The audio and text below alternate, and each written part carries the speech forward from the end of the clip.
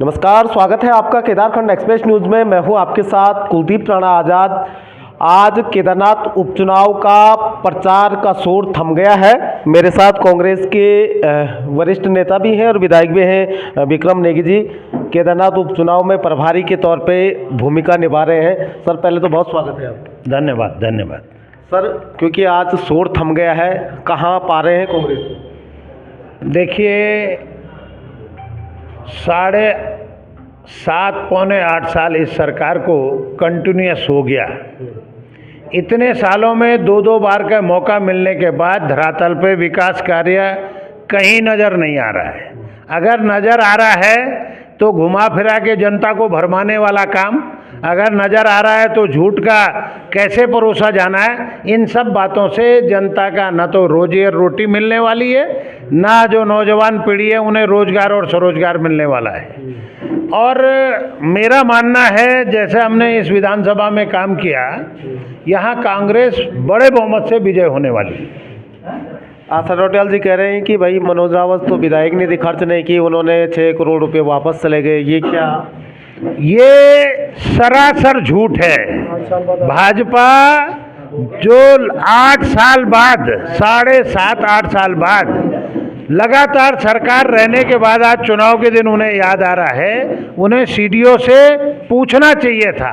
जो 8-9 लाख रुपए बचा हुआ है वो केवल जो धनराशि स्वीकृत कर दी योजना का, जब उसका एमबी बनती है तो वो उतने का ना होके कुछ पैसा कट जाता है, वो पैसा डेवलपमेंट का रहता है, वो भी वापस नहीं जाता है।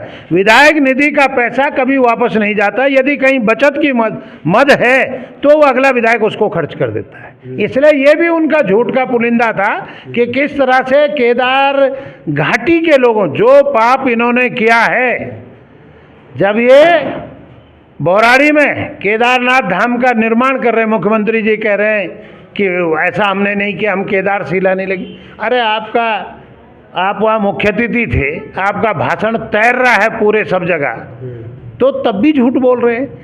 ये हो रही है आशा नोटियाल जी की, ये झूठ फैला रहे हैं दिल्ली में। नहीं, देखो, आशा नोटियाल जी के जो घंडियाली आंसू है वो भावुक भी नहीं हो रही थी, वो जानबूझ के थोड़ा मुंह बनाए, उनसे रोना भी नहीं आया गया। क्योंकि अगर रोती उस दिन महिला उनकी प्रदेश अध्यक्ष सत्ताधारी दल की और पहाड़ की रहने वाली पहाड़ की बेटी के साथ जब अत्याचार, अन्याय, बलात्कार और उसकी हत्या की गई, उसकी आत्मा में क्या बीती होगी।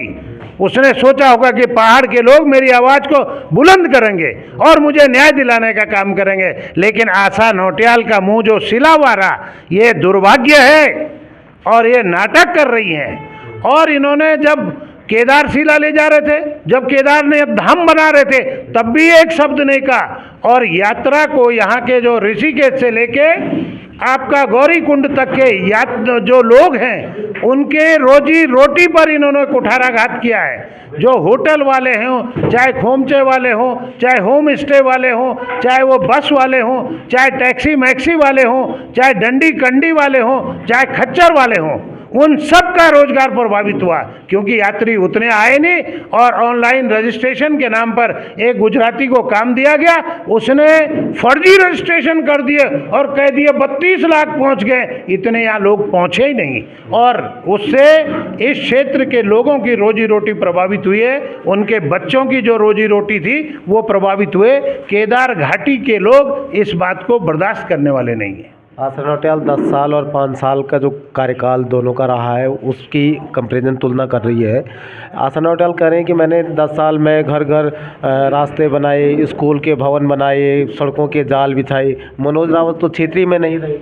ये झूठ बोलना है। मनोज रावत इस प्रदेश का शिक्षित एमएलए है, विधायी कार्यों का जानकार व्यक्ति है। और मैं आपको एक किस्सा और बता दूं, जब पहली बार हम लोग विधायक बने थे तो हमें ट्रेनिंग देने के लिए ओम प्रकाश शर्मा एमएलसी हैं, उन्होंने कहा मैं 45 साल से एमएलसी हूं, मैं आज तक न कल्याण सिंह जी के पास गया, ना मुलायम सिंह जी के पास गया, ना नारंदा तिवारी जी के पास गया। क्योंकि एक विधायक को जो सबसे बड़ी ताकत है विधानसभा में नियमों के तहत सवालों को उठाने का, उसको कहीं जाने की जरूरत नहीं, उसके काम वैसे भी पूरे होते हैं। और मनोज रावत ने इस प्रदेश के ऐसे मुद्दे भू कानून जैसी बात उन्होंने 2018 में उठा दी थी। ये आवश्यकता है इस प्रदेश की।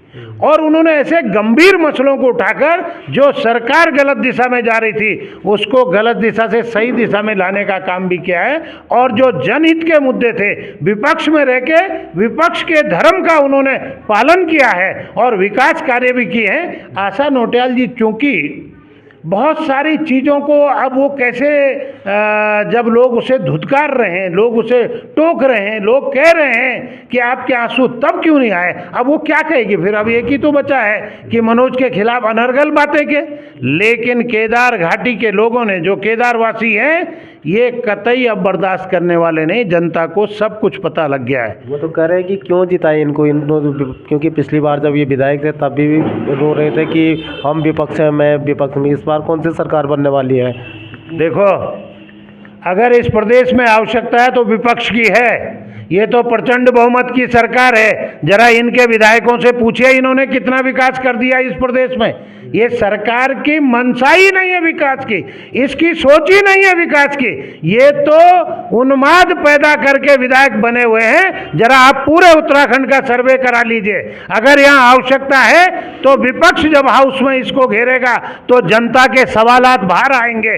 तो ये सरकार उससे डरती है। तमाम मंत्री केदार घाटी में सरकार की तरफ से लगाए गए हैं और वो तमाम मोदी जी की योजनाओं का प्रचार कर रहे, चाहे वो किसान निधि हो, फ्री राशन हो, ये तमाम ऐसी योजनाएं हैं उनको गिनवा रहे हैं। कह रहे हैं कि अगर मोदी जी के साथ तुम रहेंगे तो ये तमाम चीज़ें आपको सुविधाएं मिलती रहेंगी। कांग्रेस केवल जो है एक धर्म विशेष को कर रही है, आगे बढ़ा रही है, सनातन विरोधी। देखिए, उन्होंने ये क्यों नहीं कहा कि मोदी जी अगर राशन दे रहे हैं 5 किलो और अगर वो किसान निधि दे रहे हैं तो ये नहीं पूछा कि जो खाने का तेल होता था वो कांग्रेस के ज़माने में कितने रुपए का था। ये जो डीजल और पेट्रोल है जिसकी वजह से सारी महंगाई बढ़ गई है, ये कितने रुपए लीटर था, ये तो नहीं बताया ना उन्होंने। जो आज लोगों के बच्चे, जो गरीबों के बच्चों को पढ़ने का लिखने का मौका और अवसर मिला, डिग्री और डिप्लोमा लिए, आज वो सड़कों पर दर दर की ठोकरें खा रहे हैं, इसके बारे में तो नहीं कहा ना उन्होंने। ये कभी नहीं कहा कि स्वरोजगार कैसे पहाड़ों में पैदा किया जाएगा जिससे पलायन रोकने का काम हो, उसने ऐसा तो नहीं किया ना बीजेपी वालों ने। तो इसलिए ये टोटल छोटे छोटे लालच देकर जनता को भरमाने का काम कर रहे हैं। इससे उत्तराखंड का भला होने वाला नहीं। इस पहाड़ी प्रदेश में आवश्यकता है कि शिक्षा, स्वास्थ्य, रोजगार, स्वरोजगार और पलायन के रोकने की बात जो करेगा तब ये प्रदेश खुश रह सकते हैं, प्रदेशवासी तब यहाँ रह सकते हैं। लेकिन लोगों की रोजी और रोटी है नहीं और सरकार बेकार के अनर्गल बातें करके पुल भटकाने का काम कर रही है। इस बार पक्का इनको जाना है और भाई मनोज को बड़े बहुमत से विजयी होना है। अयोध्या, बद्रीनाथ, अब केदारनाथ, इस नारे को सार्थक कर पा रहे हैं यहाँ? पक्का, क्योंकि असली सनातनी हम हैं। हम इसका व्यापार नहीं करते हैं। भगवान हमारे इष्ट हैं, हम उसकी पूजा करते हैं, चरण वंदना करते हैं, हम उसका सुमिरन करते हैं, हम उसका भजन करते हैं। हम कोई नाटक नहीं करते। हम ऐसे नहीं एक पीला कपड़ा डाल के जय श्री राम, अरे ये क्या भाई, घमंड में कहाँ प्रभु श्री राम। वो तो मर्यादा पुरुषोत्तम है, वो तो प्यार में है, वो मोहब्बत में है, वो गले मिलने में है, वो एक दूसरे के मदद करने में है, गरीब की उंगली पकड़कर आगे बढ़ाने में है। ऐसे में कहाँ श्री राम मिलने वाले। शराब की परोस रहे हैं और जोर जोर से कह रहे हैं जय श्री राम, ये नहीं चलेगा। इसलिए प्यार मोहब्बत से कहिए जय सीताराम। अच्छा, प्रभारी आप इस चुनाव में रहे हैं, कितना आश्वस्त है, मार्जिन कितना रहेगा जीत का?